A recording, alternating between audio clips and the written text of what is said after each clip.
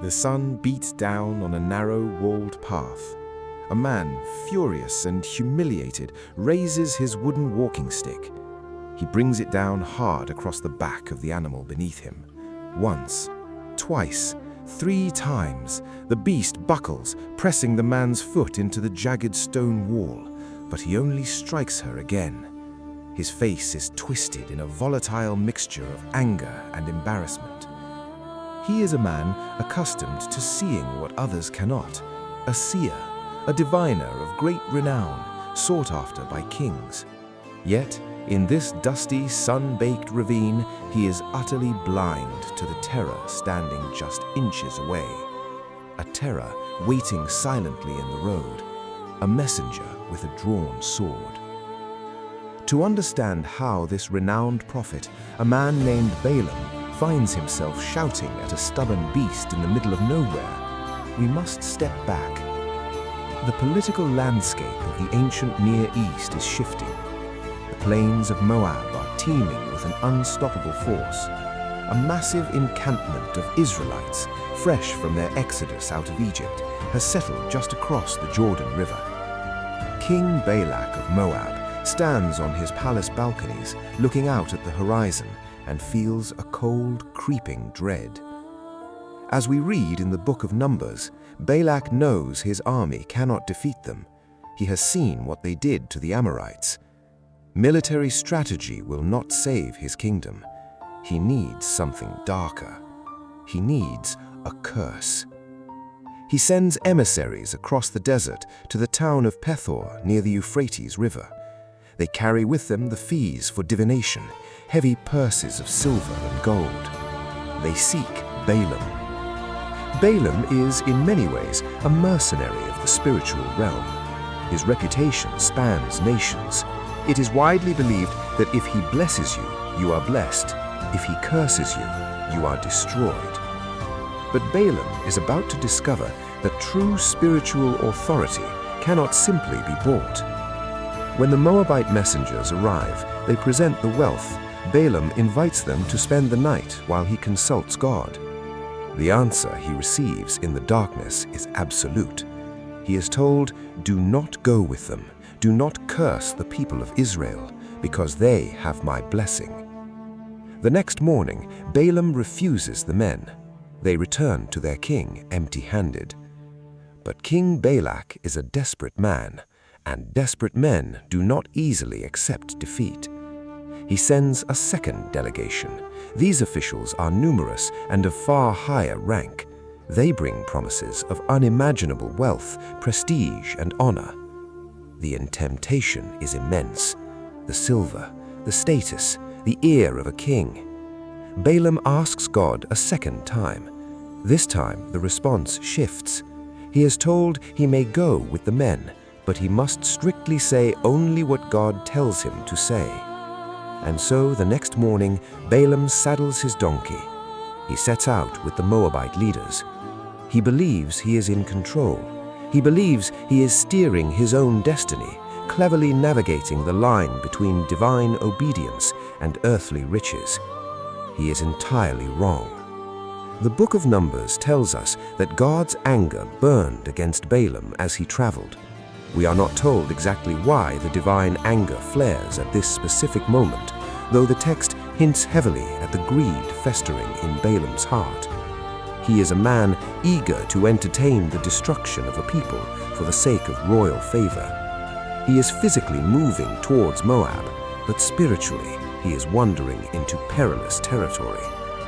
As they ride along a wide open road, the donkey suddenly jolts. Without warning, she veers completely off the path and bolts into an open field.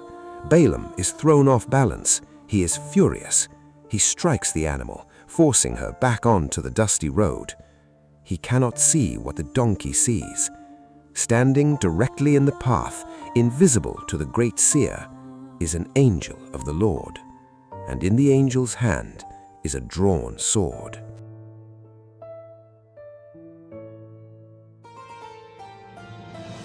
The journey continues. The tension in the air is thick, though only the animal seems to feel it. They move into a tighter passage, a road passing between two vineyards, flanked on both sides by stone walls. Once again, the donkey sees the messenger of death standing in the way. In a desperate bid to squeeze past the lethal blade, she presses herself hard against the stone wall. In doing so, she crushes Balaam's foot against the jagged rock. The pain is searing. Balaam's rage erupts. He beats her again, harder this time, completely unaware that her sudden violent movement has just saved his life for a second time. Now the path narrows further. They enter a place where there is no room to turn, no room to veer left or right. The stone walls close in. The angel stands, blocking the way completely. The donkey stops. She does the only thing she can do. She collapses beneath her master. Balaam is beside himself, humiliated in front of the Moabite princes, his foot throbbing, his authority undermined by a simple beast of burden. His walking stick comes down in a frenzy of violent strikes. Then the extraordinary happens. The illusion of the mundane world breaks apart. According to the text, the Lord opens the mouth of the donkey. Imagine the sheer shock of that moment in the quiet dust of the road. The beating stops. The air grows still. The beast speaks to him. "What have I done to you that you have beaten me these 3 times?" Astonishingly, in his blind, irrational rage, Balaam does not recoil in terror. He argues back. "You have made a fool of me," he shouts. "If I had a sword in my hand, I would kill you right now."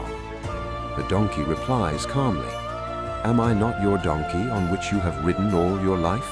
Have I ever treated you like this before?" "No," Balaam admits. And in that quiet admission, the veil is lifted. God opens Balaam's eyes. The illusion of his own power shatters instantly. He finally sees the road as it truly is. He sees the angel. He sees the drawn sword gleaming in the harsh sunlight. The great prophet falls flat on his face in the dirt. The angel speaks, and the words carry a chilling weight. "Why have you beaten your donkey these 3 times? I have come here to oppose you because your path is a reckless one. The donkey saw me and turned away from me these 3 times. If she had not turned away, I would certainly have killed you by now, but I would have spared her." Balaam is stripped of his pride. The man hired to manipulate the divine realizes his life was just saved by the creature he was abusing. His spiritual blindness is laid bare for him to see. He immediately offers to turn back, but the angel tells him to continue to Moab. However, the parameters have permanently shifted. The threat is clear. He must only speak the words he is given. When Balaam finally arrives in Moab, King Balak takes him to the high places, looking down over the vast camps of Israel. The altars are built. The sacrifices are made. Balak demands the curse he has paid for. But Balaam, humbled and frightened, looks out over the desert. He opens his mouth, but no curse comes out. Instead, he pours out a sweeping, poetic blessing over the Israelites. Balak is furious, but Balaam cannot be bought. He has seen the drawn sword. He knows who truly controls the path. The story of Balaam's donkey is occasionally dismissed as a bizarre folk tale, but beneath the surface it asks a deeply unsettling question. Who truly sees clearly? Here is a man celebrated by kings for his profound vision, yet utterly blind to the divine presence standing right in front of him. And here is a simple, unremarkable beast of burden, seeing the reality of the unseen world with perfect clarity. It leaves us to wonder, how often do we force our way down a dangerous path, entirely blind to the warnings around us? How often do we strike out at the very frustrations and obstacles that are in fact saving our lives? Sometimes the greatest danger is not the enemy waiting ahead of us. It is the arrogance that tells us we see everything, when in truth, our eyes are tightly shut. If you enjoyed this story, consider liking the video and subscribing to the channel. There are many more stories from Scripture over Tea still to explore. You can also turn on notifications so you don't miss the next one. And if this story meant something to you, feel free to share it with someone else. Thank you for listening.